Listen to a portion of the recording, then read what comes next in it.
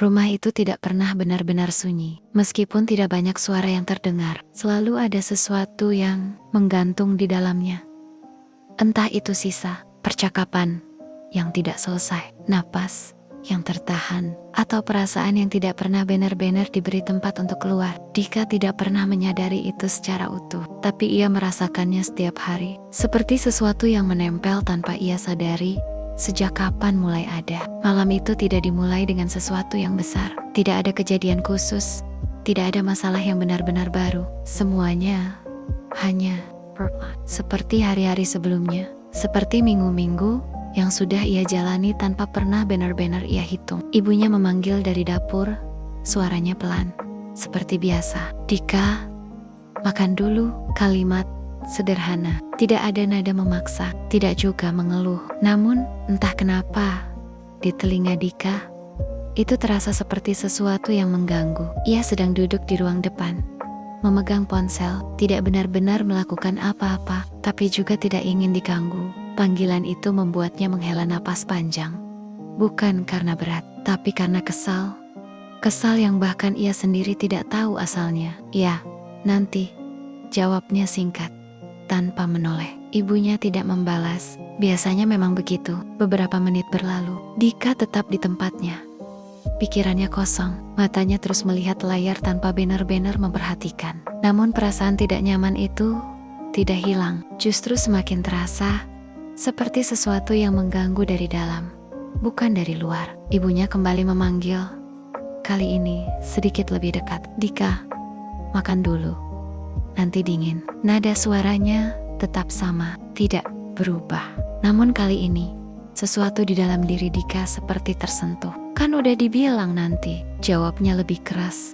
Tanpa sadar nada suaranya naik. Keheningan langsung terasa. Ibunya tidak langsung bicara lagi. Namun dari posisi duduknya, Dika tahu ibunya berhenti di sana. Tidak pergi, tidak juga mendekat. Dan justru itu yang membuatnya semakin tidak nyaman. Ia berdiri tiba-tiba, melangkah ke dapur dengan langkah cepat. Bukan karena ingin makan, tapi karena sesuatu di dalam dirinya seperti ingin keluar. Ia tidak tahu dalam bentuk apa, tapi ia tahu ia tidak bisa menahannya. Di dapur, ibunya berdiri di dekat meja.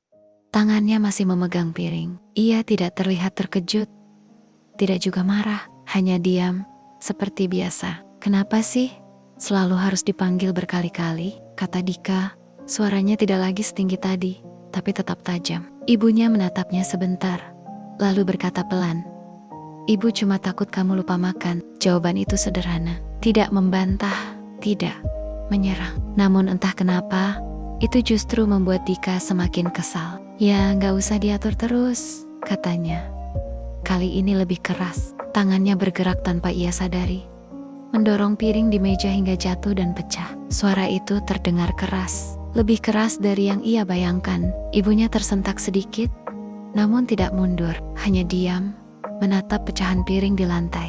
Dika jek untuk beberapa detik, namun bukan karena sadar, melainkan karena ia sendiri kaget dengan apa yang baru saja ia lakukan. Namun alih-alih berhenti, sesuatu di dalam dirinya justru mendorongnya untuk terus. Seolah jika ia berhenti sekarang, ia harus menghadapi sesuatu yang tidak ingin ia lihat. "Selalu aja kayak gini," katanya lagi.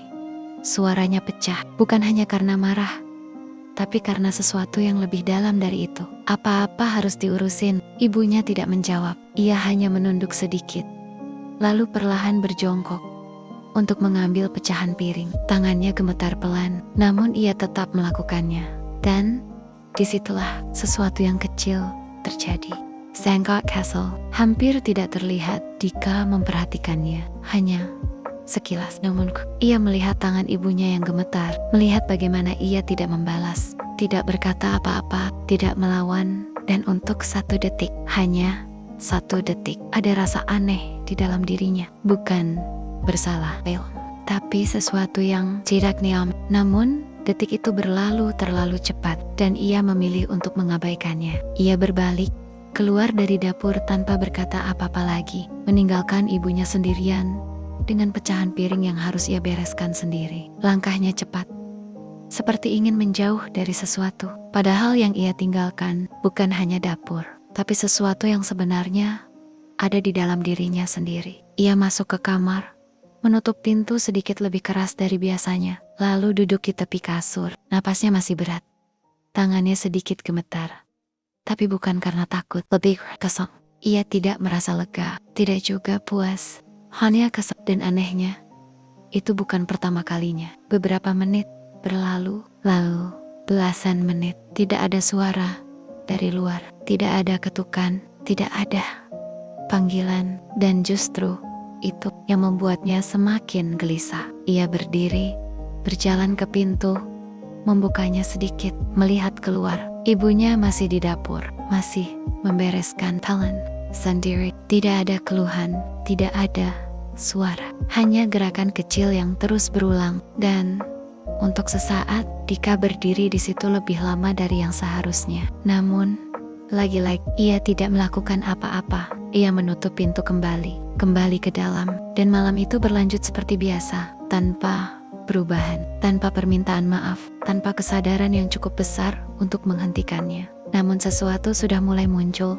Sangga Castle hampir tidak terasa, tapi dan it tidak akan hilang begitu saja. Tidak ada satu hari tertentu yang bisa Dika tunjuk sebagai awal dari semua perubahan itu. Tidak ada kejadian tunggal yang terasa seperti titik balik yang jelas. Jika ia diminta menjawab kapan semuanya mulai berbeda, ia mungkin akan diam cukup lama, mencoba mengingat, lalu akhirnya menyerah. Karena kenyataannya, perubahan itu tidak datang sekaligus. Ia datang pelan-pelan, hampir tidak terasa, seperti air yang meresap sedikit demi sedikit sampai akhirnya mengubah segalanya tanpa disadari. Namun jika harus ditarik mundur sejauh mungkin, semuanya selalu kembali ke satu hal yang sama.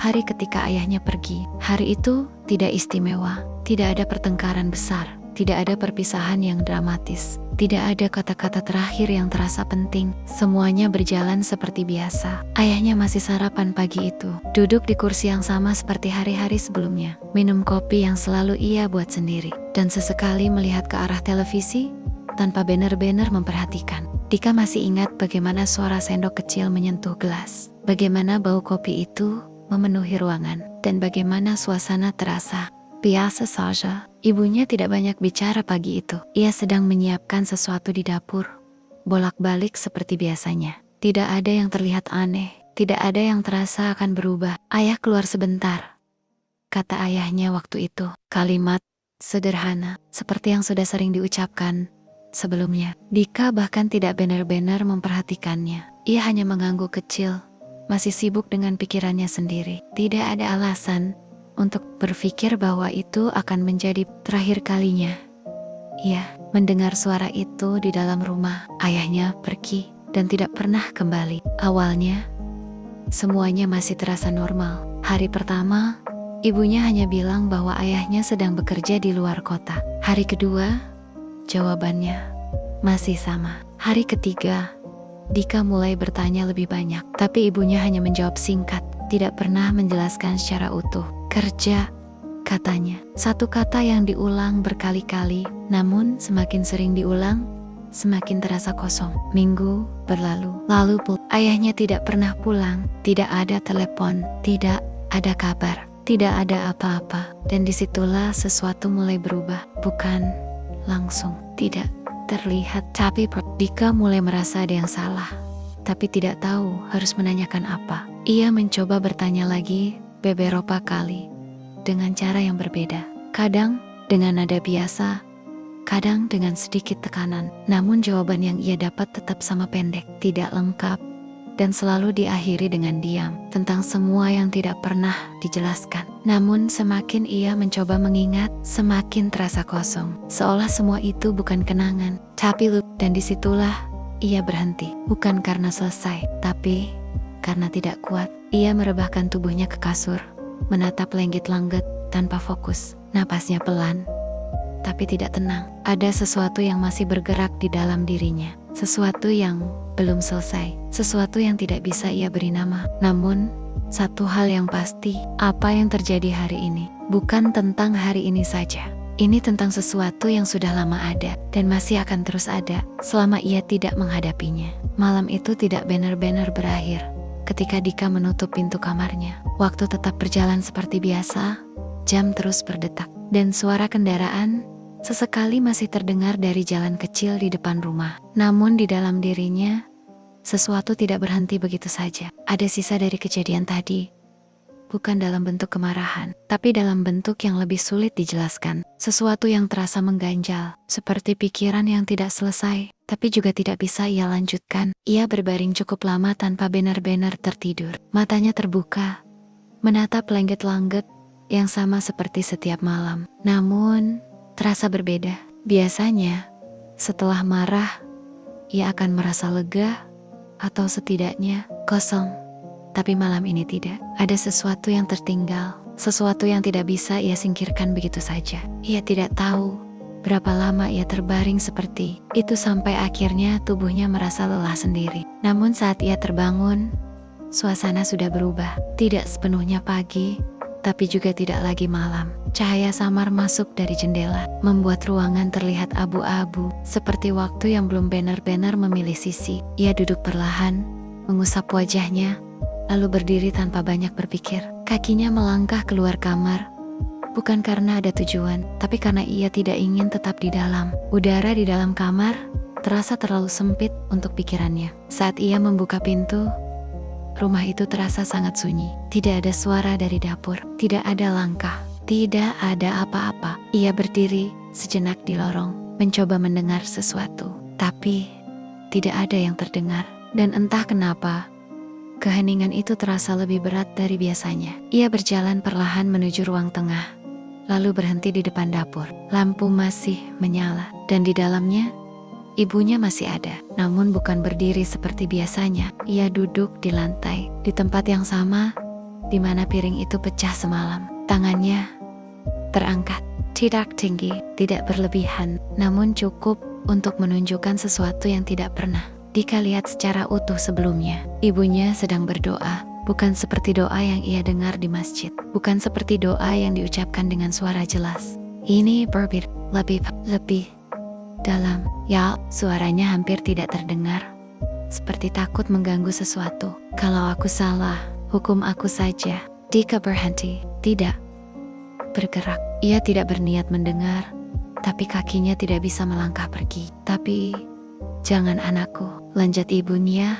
Suaranya mulai bergetar. Kalimat itu tidak panjang, namun cukup untuk membuat sesuatu di dalam diri Dika berhenti. Benar-benar berhenti. Ia berdiri di sana, tanpa sadar menahan napasnya sendiri. Tidak ingin mengganggu, tidak juga ingin terlihat. Ia hanya mendengar. Ibunya tidak tahu bahwa ia ada di situ. Dan mungkin karena itu, ia berbicara dengan jujur. Tidak ada yang ditahan, tidak ada yang disembunyikan. Dia bukan anak yang jahat, katanya lagi, lebih pelan. Dia belum ngerti. Air mata jatuh. Dika bisa melihatnya. Jelas, tidak disembunyikan, tidak ditahan, namun tidak juga diiringi suara tangis yang keras.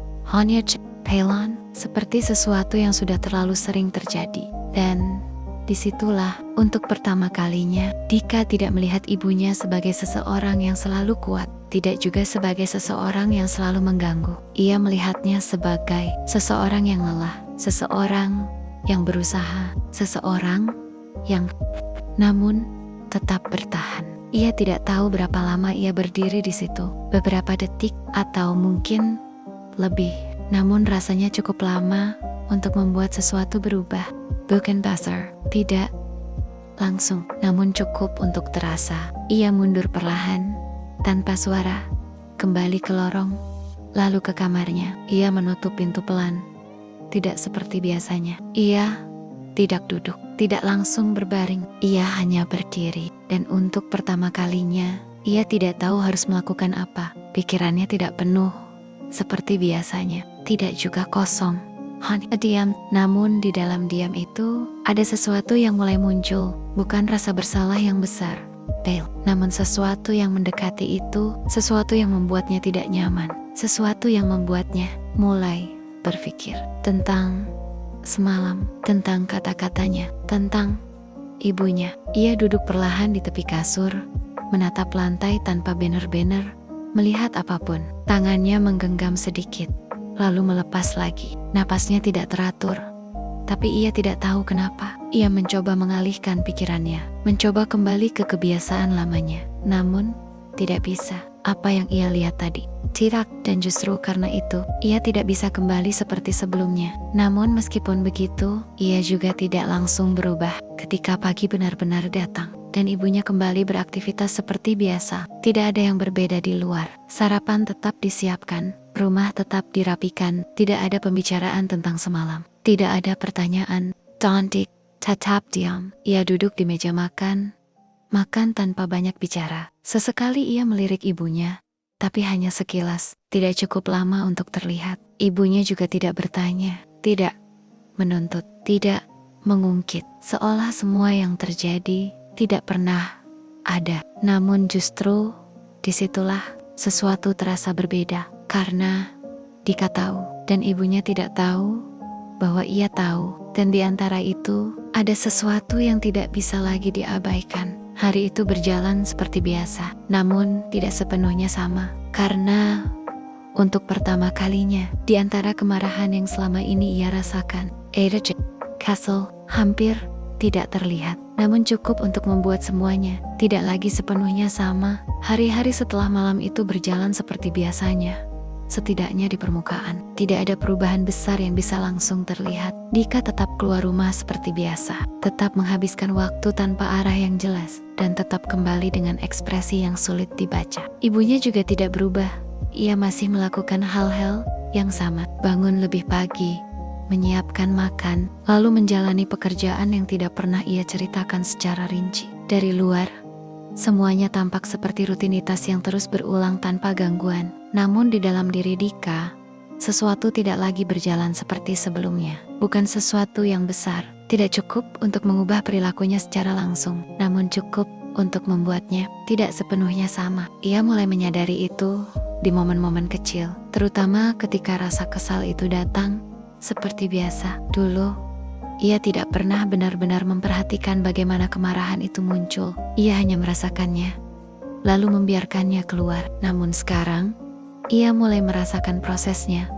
Bagaimana rasa itu naik perlahan, bagaimana dadanya terasa sesak, dan bagaimana pikirannya mulai mencari sesuatu untuk dilampiaskan. Dan yang paling aneh, ia mulai sadar saat itu terjadi. Sore itu, ia pulang lebih cepat dari biasanya. Tidak ada alasan khusus, hanya merasa tidak ingin berada di luar terlalu lama. Saat ia masuk ke rumah, suasana terasa tenang. Ibunya sedang di dapur, seperti biasa, melakukan hal-hal kecil yang tidak pernah benar-benar berubah. Dika, kamu sudah pulang? Tanya ibunya tanpa menoleh. Iya, jawabnya singkat. Nada suaranya datar, tidak mer, namun juga tidak hangat. Ia meletakkan tasnya, lalu duduk di kursi ruang tengah. Untuk beberapa saat, tidak ada percakapan. Ia juga tidak langsung berubah. Ketika pagi benar-benar datang, dan ibunya kembali beraktivitas seperti biasa. Tidak ada yang berbeda di luar. Sarapan tetap disiapkan, rumah tetap dirapikan. Tidak ada pembicaraan tentang semalam, tidak ada pertanyaan.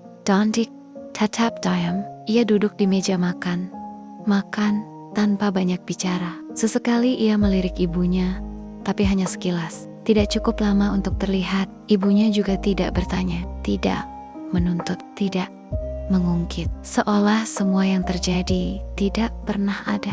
Namun justru disitulah sesuatu terasa berbeda, karena Dika tahu dan ibunya tidak tahu bahwa ia tahu, dan di antara itu ada sesuatu yang tidak bisa lagi diabaikan. Hari itu berjalan seperti biasa, namun tidak sepenuhnya sama, karena untuk pertama kalinya di antara kemarahan yang selama ini ia rasakan, Ada Castle hampir tidak terlihat, namun cukup untuk membuat semuanya tidak lagi sepenuhnya sama. Hari-hari setelah malam itu berjalan seperti biasanya.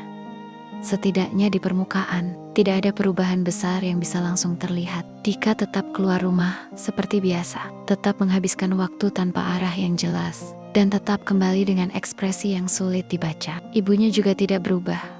Ia masih melakukan hal-hal yang sama. Bangun lebih pagi, menyiapkan makan, lalu menjalani pekerjaan yang tidak pernah ia ceritakan secara rinci. Dari luar, semuanya tampak seperti rutinitas yang terus berulang tanpa gangguan. Namun di dalam diri Dika, Sesuatu tidak lagi berjalan seperti sebelumnya, bukan sesuatu yang besar. Tidak cukup untuk mengubah perilakunya secara langsung, namun cukup untuk membuatnya tidak sepenuhnya sama. Ia mulai menyadari itu di momen-momen kecil, terutama ketika rasa kesal itu datang seperti biasa. Dulu, ia tidak pernah benar-benar memperhatikan bagaimana kemarahan itu muncul. Ia hanya merasakannya, lalu membiarkannya keluar. Namun sekarang, ia mulai merasakan prosesnya, bagaimana rasa itu naik perlahan, bagaimana dadanya terasa sesak, dan bagaimana pikirannya mulai mencari sesuatu untuk dilampiaskan. Dan yang paling aneh, ia mulai sadar saat itu terjadi. Sore itu, ia pulang lebih cepat dari biasanya. Tidak ada alasan khusus,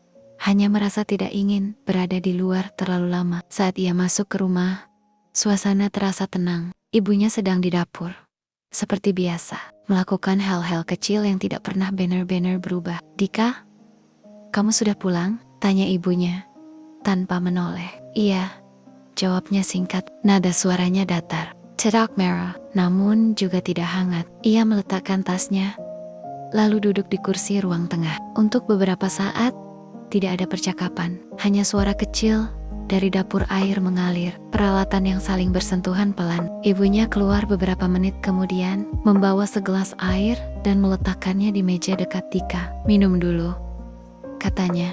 Kalimat itu sederhana, namun entah kenapa Dika merasa terganggu. Bukan karena kata-katanya, tapi karena sesuatu di dalam dirinya yang tiba-tiba muncul tanpa alasan yang jelas. Ia menghela napas pelan, mencoba mengabaikannya. Namun rasa itu tidak hilang, justru semakin terasa seperti sesuatu yang mendesak keluar. "Aku nggak haus," katanya, sedikit lebih keras dari yang ia maksudkan. Ibunya tidak membalas, ia hanya mengangguk kecil, lalu hendak kembali ke dapur. Dan disitulah sesuatu yang familiar muncul.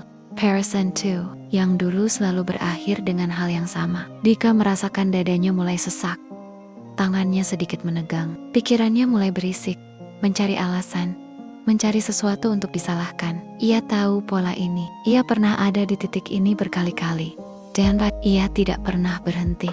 Namun kali ini, ada sesuatu yang menghalangi. Sangat hampir tidak terasa, tapi bayangan itu muncul. Ibunya yang duduk di lantai. Doa itu, kalimat itu, dia bukan anak yang jahat. Dika menutup matanya sebentar, hanya sebentar, namun cukup untuk membuat alurnya terputus. Tangannya yang tadi mengepal perlahan mengendur. Napasnya masih berat, tapi tidak meledak. Ia menunduk, menatap lantai, mencoba mengatur sesuatu yang selama ini tidak pernah ia atur. Ibunya tidak tahu apa yang terjadi. Ia hanya kembali ke dapur, melanjutkan kegiatannya. Dan untuk pertama kalinya, Dika tidak mengikuti pola yang sama. Ia tidak berteriak, tidak membanting, tidak melampiaskan. Namun itu tidak berarti ia tenang. Justru sebaliknya, ia merasa lebih tidak nyaman dari biasanya. Seolah kemarahan yang biasanya keluar, kini tertahan di dalam. Dan ia tidak tahu harus diapakan. Ia duduk lebih lama dari biasanya, mencoba menenangkan dirinya. Namun pikirannya terus berputar. Ia kesal bukan hanya pada ibunya, tapi juga pada dirinya sendiri. Karena untuk pertama kalinya, ia merasa tidak punya kendali yang sama seperti sebelumnya, dan itu membuatnya tidak nyaman. Malam itu berjalan lebih sunyi dari biasanya. Tidak ada kejadian besar, tidak ada pertengkaran. Namun suasana di dalam rumah terasa berbeda. Lebih berat, tapi bukan karena konflik. Lebih sesuatu yang sedang berubah. Tanpa penjelasan, saat makan malam, mereka duduk berhadapan seperti biasa. Tidak banyak bicara, hanya suara sendok dan piring yang terdengar pelan. Dika sesekali melirik ibunya, tidak ingin terlihat. Ibunya makan seperti biasa, tidak menunjukkan sesuatu yang berbeda, tidak menyinggung kejadian sebelumnya, tidak bertanya, tidak menuntut. Dan justru itu yang membuat Dika semakin tidak tenang. Karena ia tahu, jika ibunya marah, mungkin lebih mudah. Jika ibunya membalas, mungkin ia bisa tetap seperti dulu. Namun ibunya tidak melakukan itu. Dan ia harus menghadapi dirinya sendiri. Setelah makan, ia berdiri lebih dulu, membawa piringnya ke dapur. Hal khas tidak biasa ia lakukan, namun ia tidak memikirkannya terlalu jauh. Ibunya memperhatikannya sebentar, tidak berkata apa-apa, hanya melihat dan mungkin menyadari sesuatu. Malam itu, Dika kembali ke kamarnya lebih awal. Ia duduk di kasur, menatap kosong. Pikirannya tidak benar-benar tenang. Ia tidak lagi marah seperti biasanya, namun juga tidak merasa lega. Hanya, dan itu hal baru baginya. Ia menarik napas panjang, lalu menghembuskannya perlahan. Kenapa sih? Gumamnya pelan, lebih ke dirinya sendiri. Tidak ada jawaban, namun pertanyaan itu tetap ada. Dan untuk pertama kalinya, ia tidak langsung menghindarinya. Ia membiarkannya ada, meskipun belum tahu harus diapakan. Namun satu hal yang pasti, apa yang terjadi hari ini tidak akan membuatnya langsung berubah. Namun juga tidak akan membiarkannya kembali sepenuhnya seperti dulu. Dan disitulah semua mulai terasa lebih nyata. Perubahan tidak selalu datang dengan tanda yang jelas. Kadang ia muncul dalam hal-hal kecil yang mudah diabaikan, terutama ketika seseorang tidak benar-benar ingin melihatnya. Di rumah itu, perubahan sudah mulai terjadi, tapi tidak dengan cara yang mencolok. Tidak ada kejadian besar, tidak ada momen yang langsung terasa berbeda. Semuanya tetap berjalan seperti biasa, setidaknya bagi Dika yang masih berusaha menjalani hari tanpa terlalu memikirkan apa yang ada di sekitarnya. Namun jika diperhatikan lebih dekat, ada hal-hal yang perlahan bergeser. Ibunya mulai lebih sering duduk, lebih sering berhenti di tengah aktivitasnya, seolah tubuhnya tidak lagi sekuat dulu. Ia masih bangun pagi, masih memasak, masih membersihkan rumah, tapi ada jeda-jeda kecil yang dulu tidak pernah ada. Gerakannya sedikit lebih lambat, napasnya kadang lebih berat, dan sesekali ia menahan sesuatu di dadanya tanpa suara. Dika melihat itu beberapa kali, namun tidak cukup lama untuk benar-benar ia pikirkan. Tahu mungkin ia memilih untuk tidak memikirkannya. Pagi itu, seperti biasa, ibunya sudah berada di dapur ketika Dika keluar dari kamar. Aroma makanan sederhana memenuhi ruangan, sama seperti hari-hari sebelumnya. Tidak ada yang terlihat aneh. Namun, ketika ia masuk lebih dekat, ia melihat ibunya berhenti sejenak. Tangannya bertumpu pada meja. Napasnya sedikit terputus. "Bu," Dika memanggil. Refleks, ibunya langsung menoleh, sedikit terkejut, lalu tersenyum tipis. "Iya, nggak apa-apa," katanya cepat, seolah tidak ingin itu dibahas. Dika mengangguk, tidak bertanya lagi. Ia duduk, mengambil makanan, dan mulai makan seperti biasa. Dan momen itu lewat begitu saja, tanpa benar-benar dipahami. Hari itu berjalan seperti hari lainnya. Dika keluar rumah, menghabiskan waktu dengan hal-hal yang tidak terlalu penting, lalu kembali menjelang sore. Ketika ia masuk, rumah terasa lebih sepi dari biasanya. Tidak ada suara dari dapur, tidak ada aktivitas. Ia berjalan masuk lebih dalam, melihat ke arah ruang tengah. Ibunya duduk di kursi, diam, tidak melakukan apa-apa, pandangan kosong ke depan.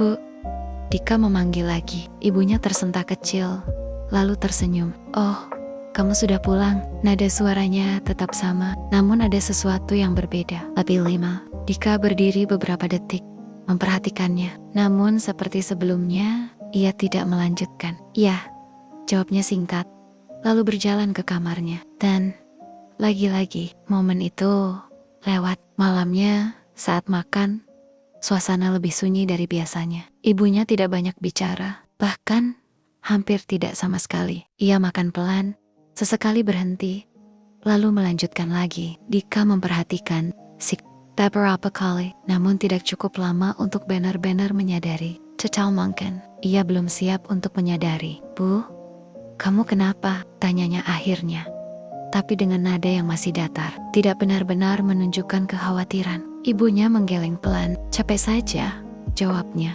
Jawaban itu terdengar biasa, terlalu biasa, dan justru karena itu, Dika menerimanya begitu saja. "Ya sudah," katanya, dan percakapan itu selesai. Tanpa pertanyaan lain. Malam itu, Dika kembali ke kamarnya lebih awal. Ia duduk di kasur, memegang ponselnya, namun tidak benar-benar fokus. Pikirannya sesekali kembali ke kejadian-kejadian kecil tadi. Ibunya yang berhenti di dapur, duduk lebih lama, dan terlihat lebih lelah. Namun pikiran itu tidak bertahan lama. Ia mengalihkan seperti biasa karena lebih mudah begitu. Hari-hari berikutnya berjalan dengan pola yang sama. Ibunya semakin sering terlihat lelah, semakin sering berhenti, semakin sering diam. Namun ia tetap melakukan semuanya. Tetap memasak, tetap membersihkan, tetap menjalani rutinitas. Seolah tidak ada yang berubah. Don Dika tetap melihatnya. Namun tidak cukup dalam untuk benar-benar mengerti. Sampai suatu sore, semuanya terasa sedikit berbeda. Dika pulang lebih cepat dari biasanya. Saat ia masuk ke rumah, suasana terasa lebih sunyi dari biasanya. Tidak ada suara, tidak ada gerakan. Ia tetap duduk di ruang tengah.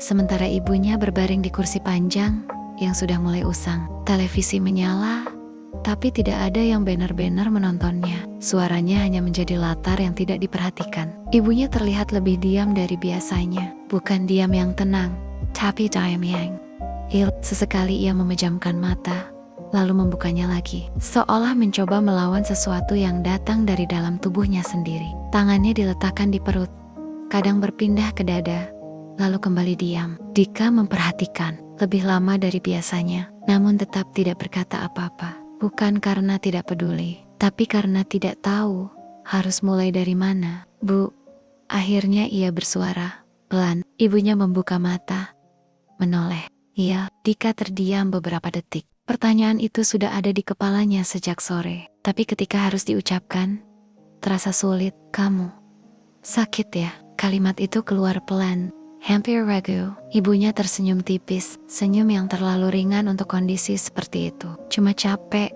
jawabnya. Jawaban yang sama, seperti hari-hari sebelumnya. Namun, kali ini tidak lagi terdengar meyakinkan. Dika menatapnya lebih lama, dan untuk pertama kalinya, ia tidak langsung menerima jawaban itu begitu saja. Capeknya nggak biasa, katanya. Sedikit lebih tegas. Ibunya tidak langsung menjawab. Ia hanya memalingkan pandangan sebentar, lalu kembali menatap Dika. Besok, ibu istirahat, katanya pelan, seperti ingin menutup pembicaraan. Namun Dika tidak langsung mengangguk. Ya, tetap diam. Namun diamnya kali ini berbeda. Bukan menghindar, tapi dan itu hal baru baginya. Malam itu, ia tidak bisa tidur dengan tenang. Pikirannya terus kembali ke satu hal ibunya, gerakan pelan, napas yang tidak teratur, dan cara ia mengatakan enggak apa-apa yang terasa semakin tidak benar. Ia berbalik beberapa kali di kasur, mencoba memejamkan mata, tapi tidak berhasil. Akhirnya ia bangun, keluar kamar pelan-pelan. Lampu ruang tengah masih menyala. Ibunya masih di sana, tertidur di kursi. Namun tidurnya tidak tenang. Napasnya terdengar lebih berat dari biasanya. Dika berdiri di ambang pintu. Lebih lama dari yang pernah ia lakukan sebelumnya. Ada dorongan untuk mendekat, untuk membangunkannya, untuk bertanya. Namun, ia tidak bergerak, bukan karena tidak mau, tapi takut jika apa yang ia lihat benar. Dan jika benar, ia tidak tahu harus bagaimana. Ia akhirnya kembali ke kamar. Namun malam itu tidak benar-benar ia lalui. Pagi datang lebih cepat dari yang ia rasakan. Dan untuk pertama kalinya, ia bangun lebih dulu. Tanpa dipanggil, tanpa disuruh. Ia langsung keluar kamar, mencari ibunya. Namun, dapur kosong. Ruang tengah juga kosong. Ia membantu ibunya keluar rumah dengan langkah yang tidak stabil. Tubuh ibunya terasa ringan, terlalu ringan untuk seseorang yang selama ini ia anggap selalu kuat. Setiap langkah kecil yang mereka ambil terasa lebih panjang dari biasanya. Dika tidak banyak bicara, ia hanya fokus pada satu hal, membawa ibunya ke tempat yang menurutnya bisa memperbaiki semuanya. Namun di dalam dirinya ada sesuatu yang terus bergetar, sesuatu yang tidak bisa ia abaikan lagi. Perasaan yang selama ini ia hindari, kini datang tanpa bisa ia hentikan. Mereka tidak sempat jauh. Di depan rumah, langkah ibunya tiba-tiba berhenti. Tubuhnya melemah. Dika langsung menahan. Bu, pelan, katanya. Panik mulai terdengar di suaranya. Ibunya tidak menjawab, kepalanya sedikit menunduk. Napasnya semakin tidak teratur.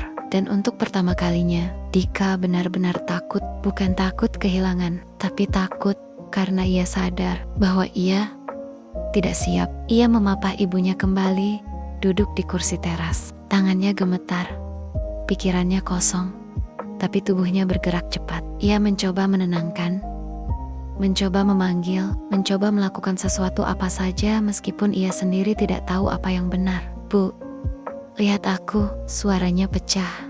Ibunya perlahan mengangkat wajah. Matanya terbuka, namun tidak seperti biasanya. Ada sesuatu di sana. Lila, sangka namun lambat. Dika, suaranya pelan. 5. Namun jelas. Dika menatapnya. Dik, senggol dik. Dan untuk pertama kalinya dalam hidupnya, ia tidak melihat ibunya sebagai seseorang yang selalu ada, tapi sebagai seseorang yang bisa pergi. Dan kesadaran itu datang terlalu cepat. Tunggu ya, kita ke dokter. Sebentar lagi, katanya terburu-buru. Seperti ingin menahan waktu. Ibunya menggeleng sangat pelan, hampir tidak terlihat. Katanya lirih.